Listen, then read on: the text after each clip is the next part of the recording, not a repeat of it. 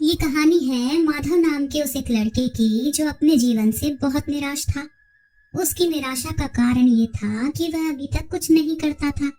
उसके घर वाले उसे दूसरों का उदाहरण देकर ताने मारते थे कि वह सब तो कामयाब हो गए और तू यहीं का यहीं है। जब भी वह कहीं बाहर जाता तो लोग उससे पूछते कि तुम क्या कर रहे हो, और उसे ये कहने में बहुत शर्म महसूस होती कि वह अभी कुछ नहीं कर रहा है, सिर्फ कुछ करने की कोशिश कर रहा है।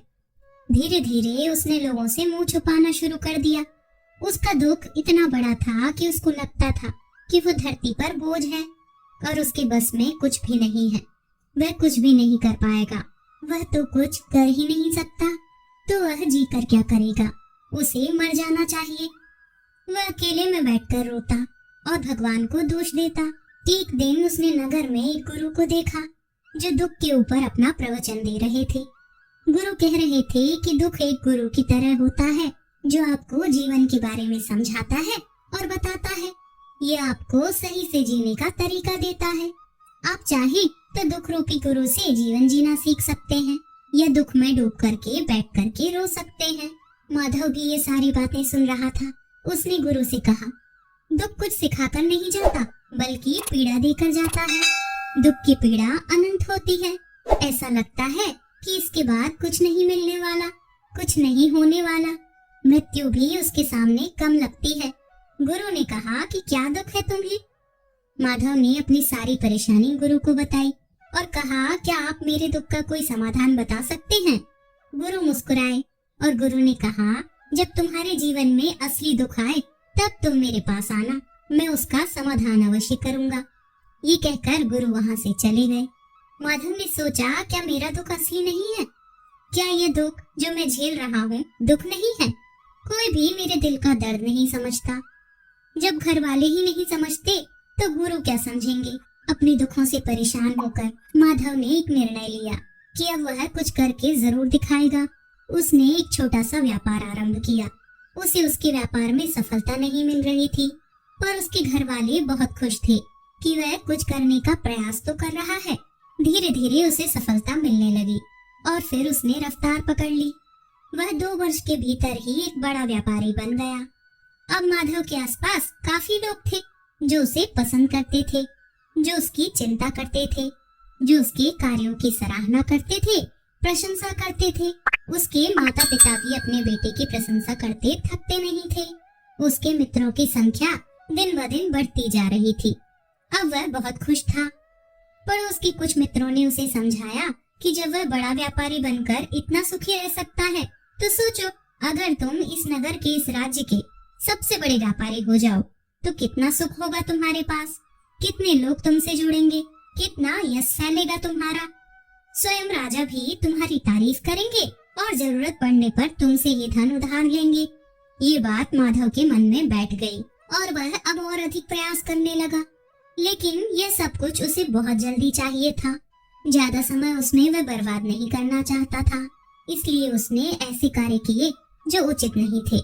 उसने बहुत बड़ी मात्रा में धन अपने मित्रों से उधार ले लिया। ज्यादा मुनाफा कमाने के चक्कर में अपने माल की गुणवत्ता भी खराब कर दी। उसके मित्र जैसा समझाते गए वह वैसा ही करता गया। दूसरे व्यापारियों के खिलाफ षड्यंत्र भी रचने लगा। अब उसके जीवन का सुकून कहीं चला गया। उसे रातों को नींद नहीं आती थी। वह हमेशा कुछ उधेड़-बुन में लगा रहता था। सुख साधन की सारी वस्तुएं होने के बाद भी उसे किसी चीज में सुख नहीं मिल रहा था। एक दिन माधव अपने रथ में बैठकर एक मार्ग से कहीं जा रहा था। तभी रास्ते में उसने उन्हीं गुरु का आश्रम देखा। वह गुरु के पास पहुंचा और कहा, गुरुदेव, आपने कहा था कि असली दुख हो तो मेरे पास आना। मेरे जीवन में बहुत दुख है, मैं रात को सो नहीं पाता। माधव ने गुरु को अपनी सारी बात बताई। गुरु ने कहा, जब तुम पहली बार मिले थे तब भी तुम किसी दुख में थे। उस दुख से तुमने क्या सीखा? माधव ने कहा, मैंने सीखा कि केवल सोचने मात्र से कुछ नहीं होता।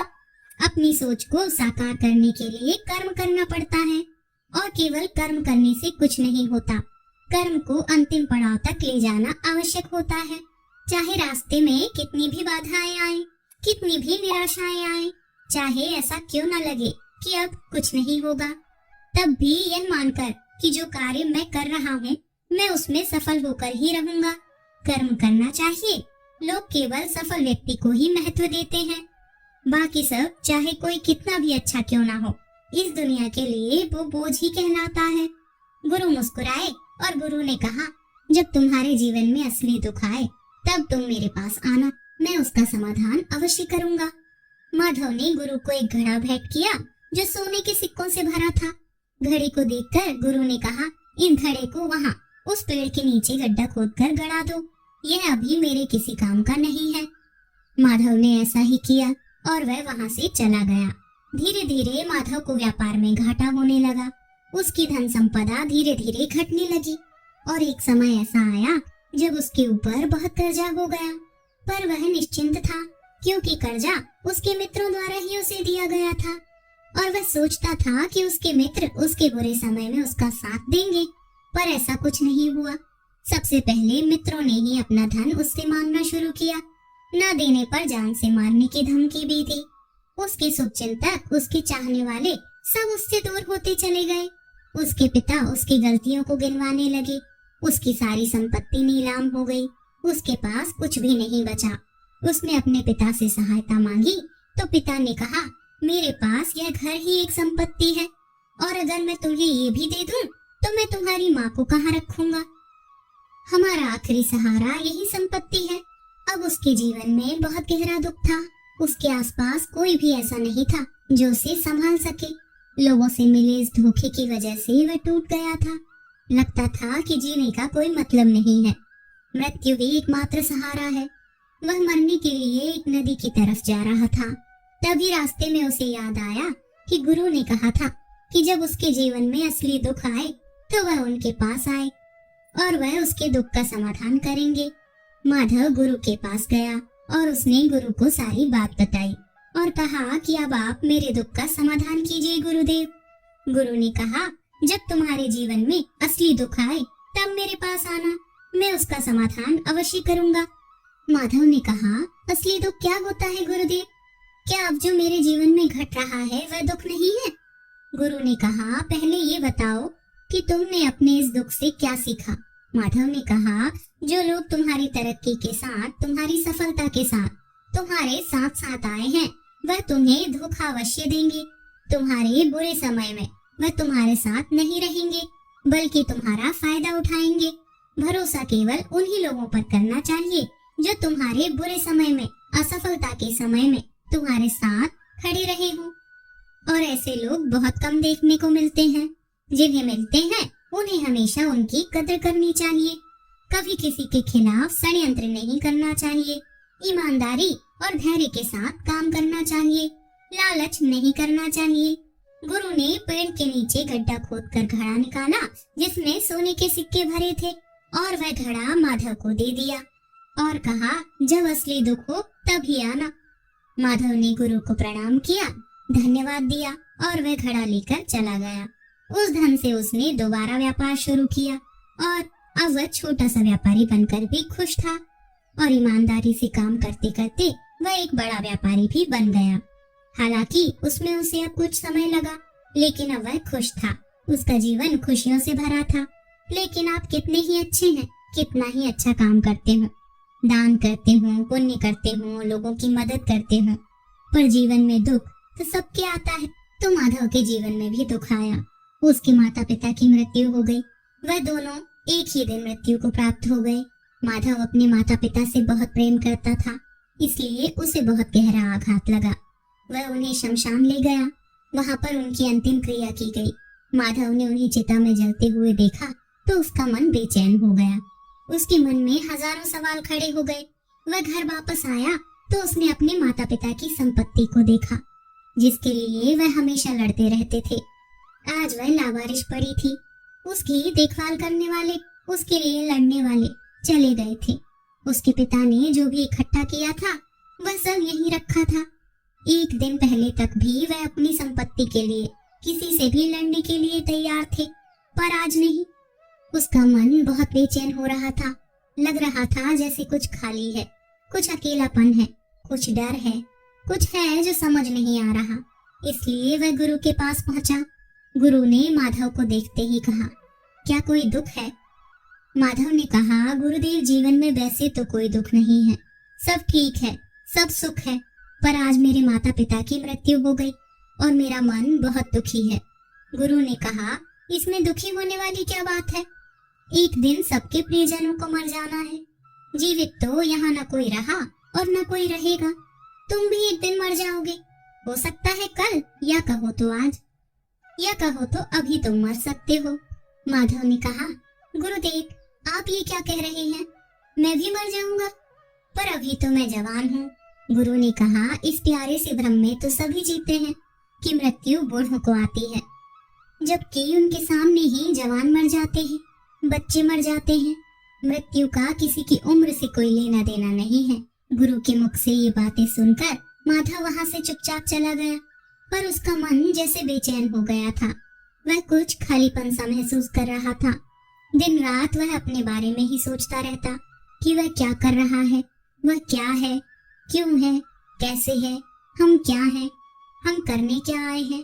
क्या बस चीजों का उपभोग करना और मर जाना है?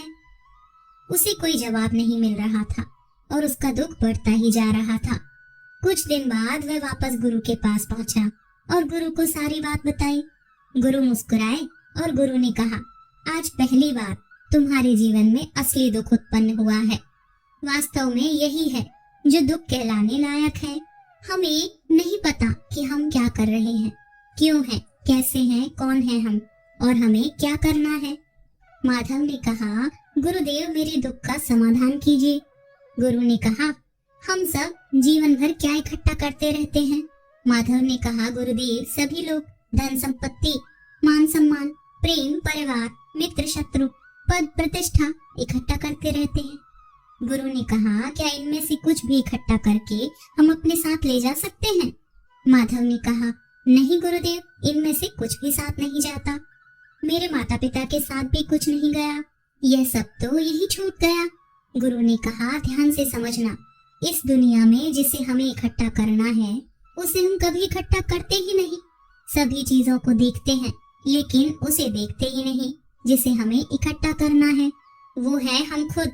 इस दुनिया में हमें अपने आप को इकट्ठा करना है ताकि जब हमारी मृत्यु हो तब हम एक हो सकें और अपने आप को पहचान सकें। हम बटे हुए हैं प्रेम में, नफरत में, क्रोध में, क्रूरता में, धन में, संपत्ति में, पद में, प्रतिष्ठा में, सम्मान में, पहचान में, धर्म में, जाति में, दूसरों को लूटने में और अपने आप को लुटाने में, और ऐसी ही हजारों लाखों छाओं में, वासनाओं में हम बटे पड़े हैं। हम टुकड़ों में जीवन जी रहे हैं। हमारी चेतना कभी एक नहीं हो पाती। हमारी ऊर्जा शक्ति बिखर गई है। इसीलिए हमारे पास इतना भी समय नहीं है या इतनी भी शक्ति नहीं है कि हम मुड़कर अपनी ओर देख सकें। वास्तव में लोग जिंदगी भर जिन्हें दुख दुख कहकर चिल्लाते रहते हैं और उनका समाधान खोजते रहते हैं, उन्हें उनका समाधान कभी मिलेगा ही नहीं, क्योंकि जिन्हें वे दुख कहते हैं वह दुख है ही नहीं। इसलिए यहाँ किसी को कभी उनके दुख का समाधान नहीं मिलता। वह बस एक परिस्थिति से छूटकर दूसरी परिस्थिति में फंस जाते हैं। जैसे वह पहली समस्या में रो पड़ते थे, वैसे ही वह दूसरी समस्या में भी रो पड़ते हैं।